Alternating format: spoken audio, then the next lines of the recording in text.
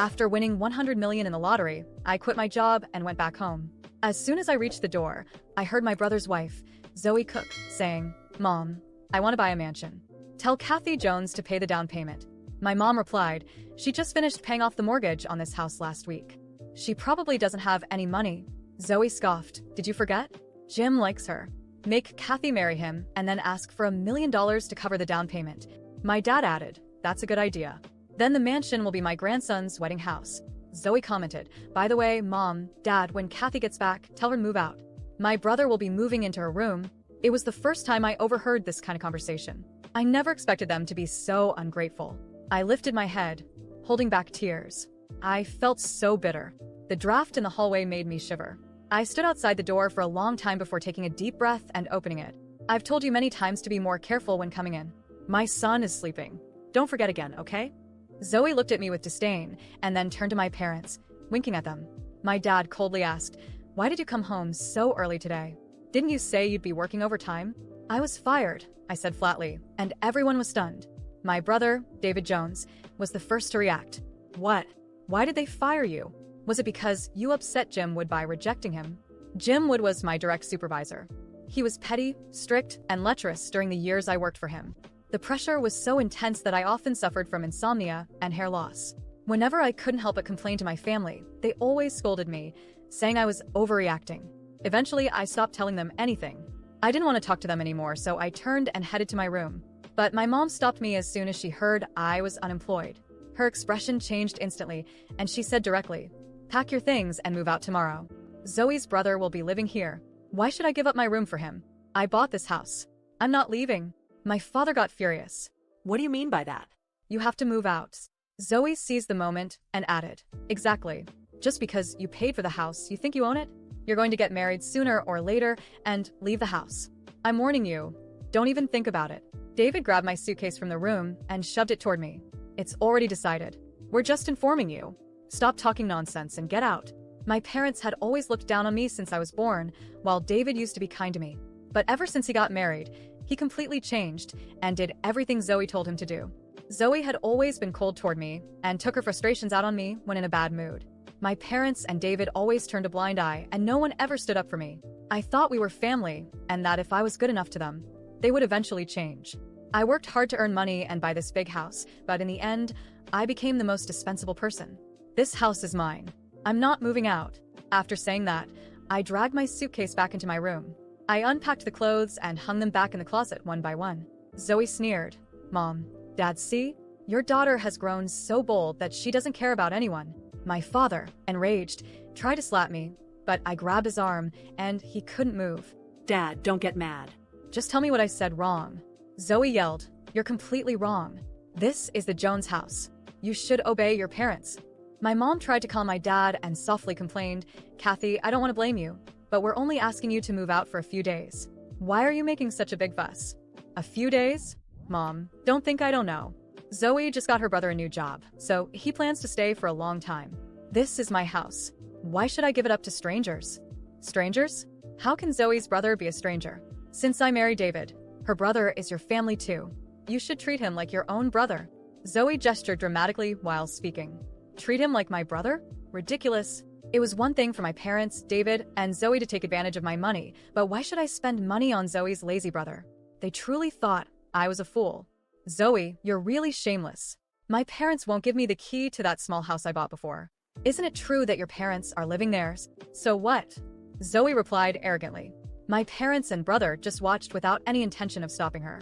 I looked at each of them. "So, you're all determined to kick me out, huh?" Zoe, gritting her teeth, said, "Yes. You're not giving those 2 houses back to me, are you?" My father glared at me angrily. "Nonsense. Don't even think about those houses. They don't belong to you, and it's not your decision. We'll see." I felt hopeless and suddenly didn't want to stay another minute. I didn't want to waste any more time arguing with them. This was a small issue that could be solved with a lawyer. I took nothing with me and left the house. That suitcase had been thrown out by David, and those old clothes had been handed down by Zoe because she didn't want them. I didn't want them either. I checked into the best 5-star hotel in town and consulted the best lawyer. I had paid the down payment and the mortgage on the houses. The lawyer said it wouldn't be hard to get them back. After hanging up the phone, I felt depressed and angry. I wanted to cry, but couldn't. My parents always favored David because he was a man. If it weren't for my grandparents paying for my education, I wouldn't have even finished high school. After getting into university, I worked up to 4 jobs at once, sometimes so exhausted I'd fall asleep standing. After graduating, I got a full-time day job and a part-time job at a fast food restaurant at night. I worked hard for years, saved every penny, and finally got my parents and David out of my grandparents' old house. I thought buying 2 houses would make life easier. But unexpectedly, I was kicked out overnight just because I lost my job. They completely turned their backs on me. How ridiculous. Family love could disappear in an instant, but at least I was lucky in another way. I looked at my bank account balance and couldn't help but smile. I still had money. $100 million. An amount I couldn't spend in 10 lifetimes. I bought a seaside mansion in a luxury area. Now, I woke up whenever I wanted, did yoga, and watched TV. Life was incredibly comfortable. There was a homeowners group in the mansion community. After joining, everyone warmly welcomed me. They were all wealthy women who talked daily about makeup, clothes, and similar topics. I never used to care about those things, but now my mindset had changed. With money in the bank, I told myself I should indulge and enjoy life. So, I joined their conversations enthusiastically. In a few days, I became friends with them, and we often went out for coffee or shopping together. One day, I was in a luxury store with my new friends when suddenly, my father called me, furious. "You are such a bitch. You sued us. The court summons have arrived, and the neighbors are mocking us. Ungrateful. If I had known you'd turn out like this, I should have strangled you when you were born." My mother grabbed the phone and started crying hysterically. "We only had a few arguments. Why do you have to make such a big scene now? We're so humiliated in the community. They almost believe we treated you badly." I couldn't help but let out a sarcastic laugh. Wasn't it true? They never treated me well, and now they even kicked me out of my own house. Since I was a child, I always had endless chores waiting for me as soon as I got home. But I never minded because we were family. However, after David got married, and especially when they had a baby, I had even more to do and became more exhausted. No matter how kind I was to them, my parents and Zoe were never satisfied. They truly treated me like a free maid. My friends used to joke that I must have owed them a debt from a past life because I worked like a slave to pay it off. I could only bitterly smile. "Kathy, we gave you life and raised you. That's a huge favor. What more do you want?" "I want nothing but justice." After saying that, I hung up the phone. My friends and I continued enjoying our shopping. Just as we were about to leave the mall, I saw Zoe walking toward me, chatting and laughing with a middle-aged man. They looked like a loving couple. When Zoe spotted me, she panicked and quickly distanced herself from the man. "Kathy, are you spying on me? I didn't think you were that kind of person. Why don't you go find a job instead of following me?" Seeing the guilty look on her face, I wasn't angry. I just laughed. "I'm in no rush to find a job, and I have zero interest in following you. Who do you think you are?" At that moment, my friend Mary Lee couldn't hold back. "Who is this woman, Kathy?" Mary asked. "She's my brother's wife," I replied. Mary immediately recognized the man. "Ben Cox, you're meeting with a married woman. Aren't you afraid your wife will find out?" Zoe rolled her eyes and lied. "I'm not her brother's wife. She's talking nonsense. I'm just one of Ben's employees. Our relationship isn't what you think. Don't misunderstand." Ben frantically waved his hands, desperately trying to distance himself from the situation. Zoe then threatened me. "Kathy, I'm warning you. If you tell David, I'll rip your tongue out." Right then, David appeared. He had come shopping with his boss and, upon seeing us arguing from afar, rushed over. "Kathy, I'm warning you. Don't upset Zoe. She's pregnant with our second child. If it's a boy, it'll be a great contribution to our family." Our family, I thought. Since the day they kicked me out, I no longer had anything to do with them. David's expression instantly darkened. "This isn't something you can decide. You're so stupid. Even if you win the lawsuit against our parents, you'll still have to pay alimony. Either way, the 2 houses are ours, so alimony means nothing to us." At the mention of the houses, Zoe lost control. "Those 2 houses are ours. Don't think you're going to keep them." Zoe had always been irrational. I worked hard to buy those houses, and now I was simply reclaiming what was mine. I hired a lawyer, and I'll be getting those houses back soon. You two should go home and start packing. Think carefully about where you'll live next. Zoe was so furious that her face turned red. She turned and slapped David. "Are you going to let Kathy humiliate me like this? What's wrong with you?" David then tried to attack me, but my friends immediately surrounded him and stopped him. Vand, another one of my friends, looked at Zoe with disgust and said, "Why don't you take your husband and leave? You can't afford to pick a fight with women like us. We all live in the mansion community." Zoe stared at me in shock. "How did you end up with them? Are you working as their maid?" Mary glared at her and replied disdainfully, "A maid? Kathy is our neighbor. You rented a mansion. Where did you get the money for that? Did you secretly marry Jim, and he gave you monies?" Zoe asked incredulously. Mary laughed sarcastically. Kathy didn't rent her mansion. She bought it outright. David and Zoe were stunned. What? When David and Zoe were left speechless upon learning that I had bought the mansion outright, an indescribable satisfaction surged through my veins. But it still wasn't enough. They deserved more than shock. They deserved to feel the weight of the contempt I had carried for years. With a smile that blended disdain and superiority, I turned to my friends and said, "Let's get out of here, ladies. I've wasted enough time on people who aren't worth it." As we started walking away, I heard David's voice tremble with rage. "Kathy, do you really think you're going to get away with this? You have nothing. Those houses are ours, and I swear to God you'll end up alone, begging on the streets, just like you always should have been. Pretend all you want that you're in a better position now, but you're not. You've always been dead weight." I stopped in my tracks and looked at him from a distance, a mix of pity and disdain in my eyes. "David, do you seriously think you're going to come out of this looking like the victim? You're married to a woman who lies, cheats, and manipulates, and you delude yourself into thinking you're better than me? Zoe treats you like a puppet, and we all know it. You know what's funny? Even with all the support from our parents, even being the golden child, you've never built anything on your own. I bought those houses. I paid for the comfortable life you all live, and now that the ground is shaking beneath you, all you can do is threaten me. How pathetic." David was speechless, but Zoe, furious, lunged toward me, her face twisted in rage.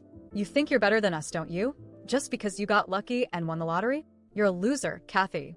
You always have been, and you always will be. Nothing will change the fact that you're just a bitter, lonely spinster with no one." I took a deep breath, and for a moment, I considered letting her keep spewing her insults. But then I realized I had endured enough my entire life. I stepped close enough for Zoe to see the firmness in my eyes and, with a steady voice full of disdain, I responded, "I might be single, Zoe, but at least I'm free. Free from an unhappy marriage with a man who treats me like garbage and from a family that never valued me. Now look at you, stuck in a life built on lies, manipulation, and betrayal. You think you're in control, but the truth is you're just a prisoner of your own actions. Keep making threats. Keep lying to yourself.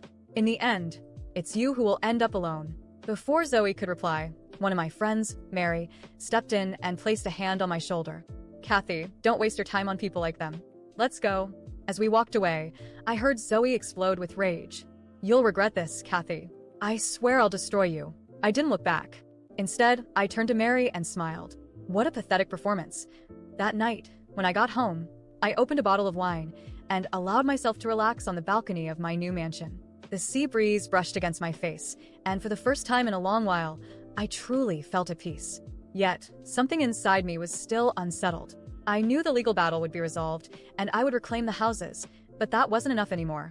They needed to learn, in the harshest way possible, that I was no longer the naive girl they could control. The next morning, I called my lawyer and asked him to expedite the lawsuits against my parents and my brother. Within days, court summons were delivered to their doorstep, and soon I saw them squirm under the weight of justice. But this was just the beginning. I hired private investigators to track every move Zoe and David made.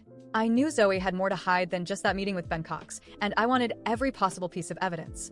It didn't take long for the results to come in. Zoe wasn't only cheating on David with Ben, but also with another man. Even worse, she had been siphoning money from their joint account to fund her personal luxuries. Once I had all the evidence in hand, I knew it was time to use it. I arranged a reconciliation dinner with my family, sending formal invitations for them to meet me at an upscale restaurant. I knew they would come. Curiosity and fear of losing any chance to regain control would drive them there. On the night of the dinner, I wore my best dress, one that radiated power and control, and prepared for the show.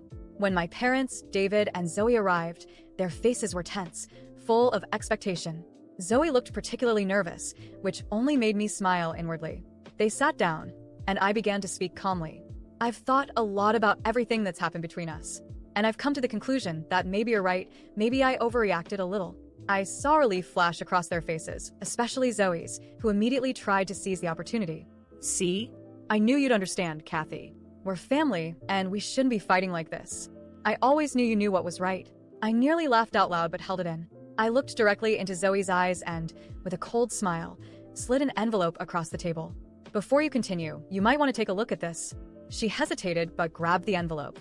As she opened it and flipped through the photos and documents of her affairs and embezzlement, Panic spread across her face. David, noticing her reaction, snatched the photos and stared at them in shock. "What is this, Zoe?" Zoe tried to stammer out an explanation, but I cut her off, savoring every second. "That, David, is the real Zoe. Your perfect wife, the mother of your second child, cheating on you with multiple men and stealing money from you. And before you even think about confronting her, know that I've already sent copies of everything to your boss and all your friends." David turned pale, his hands trembling as he dropped the photos onto the table. Zoe, desperate, began crying and pleading, but no one was listening anymore. I looked at my parents and finished. "And as for you two, soon, you'll be receiving a court order to vacate my houses. Enjoy your last days there." I stood up, tossed the bill onto the table, and as I walked away, their panicked, desperate voices echoed through the restaurant. After my victory in court and the recovery of the two houses, I realized there was still more to be done. Winning $100 million in the lottery had given me more than just comfort. It had given me power and, above all, options. I decided that merely reclaiming what was mine wasn't enough. Now was the time to plan my next move. And nothing seemed more rewarding than investing in real estate. After all, in the city where I had lived for so long, there was a growing demand for quality properties, and I had more than enough money to seize that opportunity. I reached out to a reputable real estate agency in the area and began acquiring properties little by little, discreetly, without raising suspicion. My goal was clear: to expand my influence in the local real estate market without anyone knowing I was behind the purchases. I bought houses, apartments, and small commercial buildings, all in prime, strategic locations. Each new investment grew my portfolio, and my presence in the market silently expanded. About 3 months after my parents were forced to vacate the house I had reclaimed, I received news that made me laugh to myself for hours. Apparently, they were facing financial difficulties. With David completely ruined after the scandal with Zoe and unable to help, my parents were forced to look for a new house to rent. Out of all the options in the area, they became interested in a house that was, coincidentally, managed by the real estate agency handling my properties. Unaware of who owned the property, my parents signed the rental agreement with the agency. And without even suspecting it, they moved into one of the houses I had bought with a portion of the $100 million I had won. Fate had taken care of delivering the revenge I didn't even need to fully orchestrate. When I received the notification of the first rent deposit in my account, I couldn't help but flash a wicked smile. My parents, who had kicked me out of my own house and treated me like a burden my entire life, were now paying rent directly to me without even knowing it. The irony of it all was so delicious it felt unreal. They, who always thought they were in control, now depended on me for their very roof. And the best part, they had absolutely no idea. Weeks passed, and I continued receiving their payments on time. My other properties were also generating excellent income, and I felt increasingly satisfied. Life was finally giving me everything I deserved, and my parents didn't even realize how fate had taken care of paying them back. It was a sense of silent justice, one that didn't require me to get my hands dirty. One day, I received a call from the real estate agency. The agent, with a polite tone, informed me that the tenants of one of my houses, the one my parents were living in, wanted to discuss a possible rent reduction, claiming financial difficulties. It was the cherry on top. My parents were struggling and needed help, but this time, I was the one in control. I scheduled a meeting, without revealing who I was, of course. When my parents arrived at the real estate office, I was placed in a private room where I could watch them through the security camera. It was almost surreal to see my parents there, sitting humbly, trying to negotiate. My father, who once had unshakable pride, now sat with his head down. My mother, who had hysterically cried on the phone months ago, now spoke in a pleading tone. "Is it really impossible to lower the rent a little? Could the owner maybe reconsider?" my father asked the agent, visibly embarrassed. I could have easily agreed, let them pay less, but why should I make things easier? They didn't make anything easier for me when I needed them most. No. I decided the rent would stay exactly the same. The agent politely conveyed the decision, and upon hearing it, my father looked visibly frustrated. My mother began to cry. Watching that scene, I felt a mix of emotions. Part of me still had that old urge to please, to be seen as a good daughter. But that Kathy was long gone. Now, I was a woman who made cold, practical decisions. And at that moment, the right decision was to let them feel the full weight of the consequences of their actions. I quietly left the room without them seeing me and returned to my mansion. The money would keep flowing into my account every month, and even though they didn't know it, my parents were now trapped in a cycle where I held all the power. They had lost all control over me, and the ultimate irony was that while they thought they were free of me, they were actually living under my roof. I controlled them from a distance, and that brought me a sense of silent justice that no confrontation could ever match. Fate had indeed delivered the revenge for me, and all I had to do was watch.